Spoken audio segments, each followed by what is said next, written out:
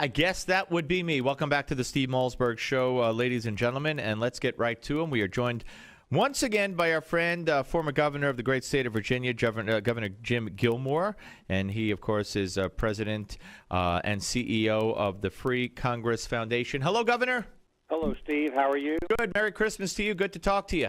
Merry Christmas to you and to all your listeners. Well, let's talk a little bit about what's going on with the Republican Party. What did you think when John Boehner took to, not only trashing the Tea Partiers and the conservative groups, but also blamed the Tea Party for making him shut down the government, which was, to me, I think, a very foolish thing to say. But what's your take? I don't think it's helpful to have conservatives who are finding their voice through the Tea Party condemned by the Republican leadership. I think I understand that the speaker is frustrated. He's trying to maneuver up there with all these liberal Democrats, and he's trying to figure some way out of the box that they've been in a lot of ways. But I think that we all, what we really have got to do is all pull together and find a way to really address the true problems facing the nation. And the real problem facing the nation is the lousy economy, no jobs, no opportunity for young people, no opportunity for minorities, just a bad economy. And we have to do something about that. And I just think it's a distraction to have this kind of internal squabbling. And Governor, a poll out today, Washington Post, ABC News poll shows, for the first time in my recollection, that by about 5 percentage points, Americans would have more confidence in the Republicans handling the economy than they do Barack Obama. And this, the media will tell you every single day how great the economy is getting better, the stock market's roaring, it said unemployment's going down, and yet Americans are just gave a slap in the face, figuratively, to Obama on the economy. I think that Americans are too clever to be taken in by all this phony statistics. They know that their kids are living in the spare bedroom. They know that they've been laid off and can't find better work. They know that people are doing jobs that are not suitable for their education. They know all this, and they know that Obamacare is not what was pretended to be. They know that they had an opportunity to, have decent health care in many cases, and now they're not. And they don't like the idea that we're going to socialize medicine and run everything through the government.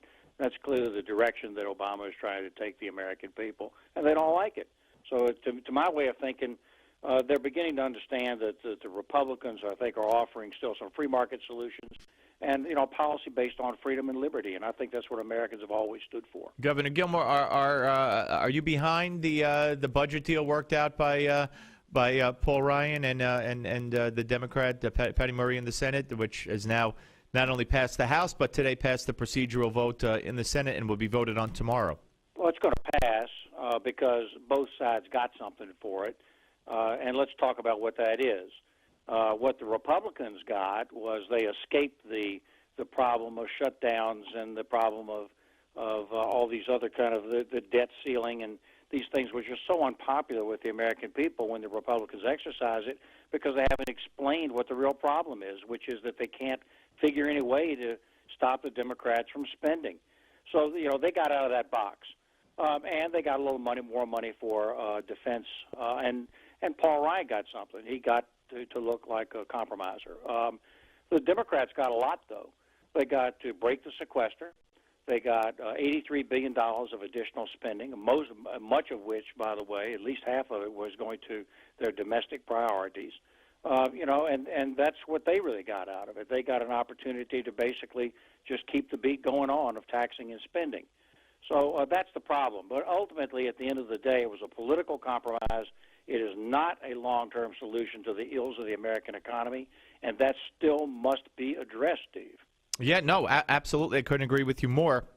We're talking to Governor Jim Gilmore, former governor of the state of Virginia, and the CEO of the Free Congress Foundation here on the Steve Malzberg Show. Going forward next year, we still have the debt ceiling to deal with. Do you think that that all Obama has to do and the Democrats have to do is name their amount, and the Republicans will say okie dokie because they don't want any part of any kind of shutdown or controversy or conflict regarding the debt ceiling? Yeah.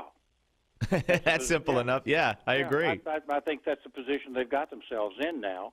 They've got to start over again now, making the case to the American people that the long-term future of this nation is in trouble unless we change course.